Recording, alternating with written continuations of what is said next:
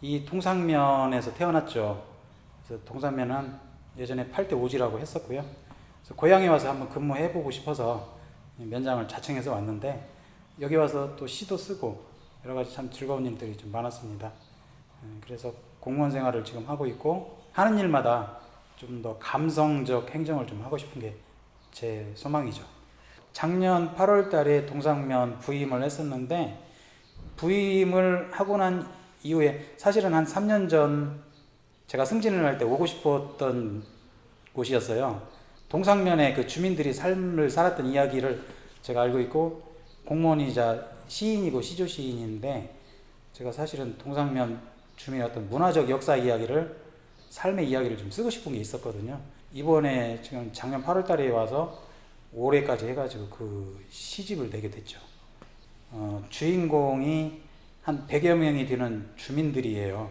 그래서 이 시집은 역근이가 저인데, 사실 코로나 때 이 책을 낸다고 주민들을 만나는 건 쉽지가 않은 문제거든요. 그리고 대부분 시인들이 자기 시를 쓰지, 그 주민들의 어른들이 살았던 그 삶을 구술해서 채록해서 그분들의 삶의 이야기로, 그분들의 이름으로 시를 내지는 않거든요. 근데 그런 이야기를 구술해서 그것을 시로 쓰게 되면 이야기시라고 말할 수가 있거든요. 소위 말하는 그 백석 시인이 그런 이야기시를 많이 썼는데, 그런 이야기시를 구술한 그 내용이 나의 삶이 아니라 주민들의 삶이기 때문에 그분들의 이름을 넣어주고, 시인인 내가 글에 어떤 폼, 비비지 않고 거기다가 조미료를 치지 않고 아주 순수한 그분들의 목소리의 시를 그 책에 담아내는 작업을 시작을 했거든요. 그래서 133편의 시가 나왔는데, 그 시가 이렇게 알려질지는 저는 꿈에도 생각을 못했어요. 코로나 때문에 사람을 만나주지도 않았었죠. 결국 면장이 이거 한번 내가 직접 써봐야 되겠다 라는 마음을 거기서 먹게 되고, 작년 8월부터 작년 연말까지, 그래서 결국 완성은 올해 3월달까지 완성을 하게 됐죠. 6편으로 정리가 됐거든요. 그러니까 처음에 앞에 1편은 나이가 가장 많이 드신 그 100세 어르신까지의 나이 드신 분들의 이야기를 제 1편에 홍시 먹고 뱉은 말이 시가 되다 1편에 담았고, 2편은 그 경로당에 사는 그 할머니들, 어른들의 삶의 이야기가 있습니다. 이야기를 좀 그 풍자하는 시를 담았고, 그 다음 3편부터는 귀농귀촌, 그 다음에 여기에 살고 있는 외부인들의 이야기, 그 다음에 동상면에 살고 있는 또 작가들이 있어요. 그분들의 글, 이렇게 해서 여러 가지를 좀 담았었죠. 그 대표적인 분이 이제 그 수필가에 있는 국정화 회장, 그 우신산업의 국정화 회장이고, 그 다음에 저를 글을 쓰게 만든 10여 년 전에 글을 쓰게 만든 윤은길 작가, 아주 유명하죠. 기억 속의 들꽃, 그 다음에 완장, 그 다음에 지금 쓰고 있는 문신 등 아주 우리나라 그 한국예술원의 유명하신 그 소설가님이신데, 그 윤은길 작가께서 이 책을 출판 기념일을 할 때 그런 말씀을 하셨어요. 구술시 채록을 해서 이렇게 글을 낸 사례는 아마 최초이기도 하고, 외국에 어느 유명한 그런 시인이 있는데 그분은 오로지 구술 시인으로서 알려져 있다. 그렇다면 우리나라에서 시인들이 모두 자기 시를 쓰는데 어른들의 삶을 구술해서 쓰는 이 시야말로 시인이 정말 그 가치 있는 작업이지 않느냐, 의미 있는 일이지 않느냐. 그래서 이 구술 시인으로서 우리 박병년 선생님은 깃발을 꽂게 됐고, 앞으로도 그런 작업을 계속 했으면 좋겠다라고 좀 격려를 했던 그런 사례가 좀 있어요. 그러니까 아주 전국 중앙신문이나 뭐 방송사, 그 다음에 개인적으로 오는 그 블로그 회사들, 그 다음에 SNS, 인스타그램, 뭐 페이스북, 전부 그냥 되게 알려졌는데, 알려지다 보니까 어르신들이 자연스럽게 알려지잖아요. 그러니까 역근이의 모든 구술 체력 작업은 제가 했지만, 정작 카메라로 찍으면서 알려지는 분들이 주민들이기 때문에, 이 깡촌에서 살았던 주민들이 이게 뭔 일이다냐, 이렇게 시골말로 이게 무엇이다냐 이게, 그러면서 그 카메라에 촬영되고 9시 뉴스나 뭐 7시 뉴스에 나오면 아주 흐뭇해 하시고, 새로운 아주 재미거리가 생겼다는 거죠, 주민들한테는. 체록하면서 그 코로나 때문에 그 자식들이 할머니를 만나면 코로나 때문에 면장도 가는 것도 위험하다, 면장은 사람 아니냐, 이렇게 하면서 방문하는 것을 꺼려하는 분도 계셨고, 그 백성리의 백세 어르신은 12번을 만났어요. 그러니까 계속 가서 말씀을 하는데 귀가 어두워서 이 말을 하기는 하지만 자식의 도움, 아들의 도움 없이는 이게 힘들었거든요. 그래서 그런 작업 속에서 굉장히 힘들었어요. 주말 저녁. 그랬는데 앞으로도 만약에 이런 작업을 한다면 저는 계속 또 할 거예요. 저의 어떤 유명세는 아니고 이 살아왔던 할머니들이 돌아가시면은 그거 다 묻어버리거든요. 자기 살았던 삶의 이야기를. 그래서 적어도 100세, 대한민국의 100세 이상 되신 어르신들의 삶을 가지고 그 이야기만을 좀 체록해서 쓰고 싶은 욕심. 그 다음에 어느 섬 지역의 마을 사람들, 그 다음에 저 이북에 있는 뭐 펀치볼 마을 사람들, 청산도 사람들 이야기, 어느 시골의 어떤 마을 이야기, 이런 것들을 주제로 해서 지금 머릿속에 지금 기획을 하는 게 있어요. 거기에 제가 기쁨이 2배가 될 수 있는 요인이 있어요. 첫 번째는 제가 시인이고 시조 시인이면서 나의 이야기를 쓰는 게 아니라는 거죠.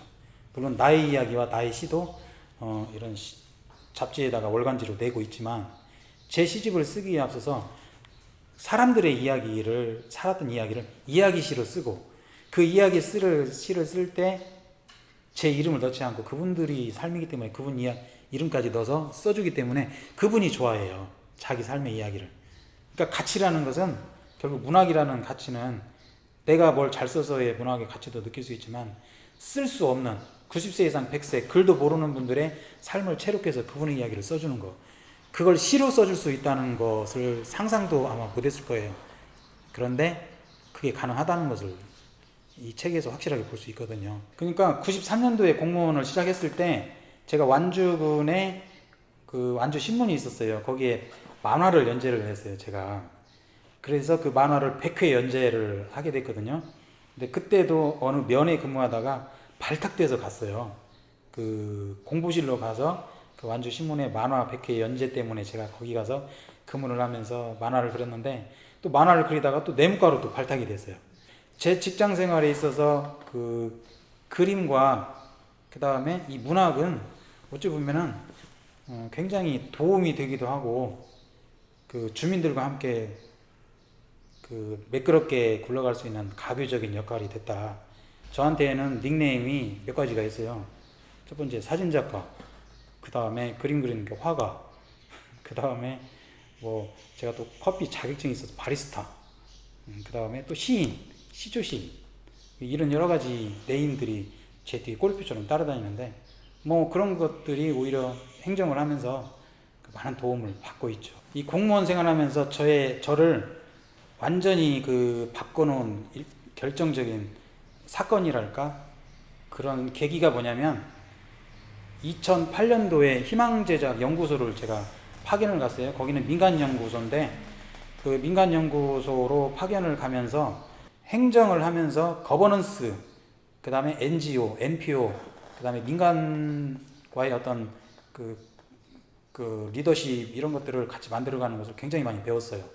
그래서 그때 이제 완주군이 로컬푸드를 시작을 했었고, 그 다음에 많은 마을 공동체나 생태 공동체 이런 걸 시작을 할 때 저도 그렇게 해서 연구 보고서를 제안을 해서 그 사업이 다 채택이 되고, 이렇게 해서 공무원 생활을 할 때 정말 저는 완전히 거기에서 저의 어떤 공무원의 철밥통에 대한 이미지를 완전히 깨고 공무원답지 않은 공무원으로서 많은 어떤 일이나 성과들이 거기서부터 이어지기 시작을 했죠. 요 시는 아마 제가 어디 그 전시회에서 쓴 건데 얼음새 꽃이라는 것은 이게 복수초를 이야기하는 거예요. 근데 복수초가 그 모진 비바람과 칼바람을 견디고 사실은 봄이 가장 먼저 피는 꽃이에요. 그래서 그 꽃을 이야기한 건데 어떤 그 캘리그래피 작가님께서 이렇게 써주셨어요. 그래서 요 시도 제가 간혹 저의 어떤 트렌드 마커로 이렇게 올리기도 하고 많이 혼자 읽기도 하고 그렇게 하고 있죠. 공무원 생활을 많이 남아있기 때문에 뭐 공직사의 어떤 그 내부적인 어떤 규율이라고 한다면 아마 다른 데로 옮겨서도 많이 거쳐갈 자리들이 많이 있을 것 같아요.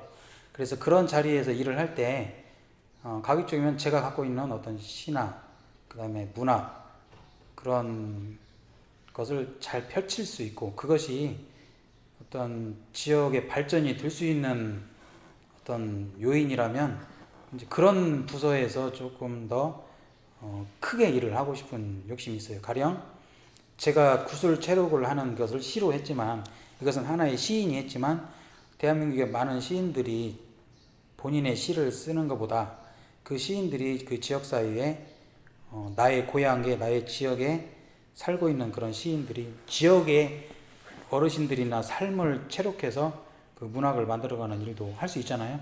그럼 그것이 하나의 시책이 될 수 있거든요.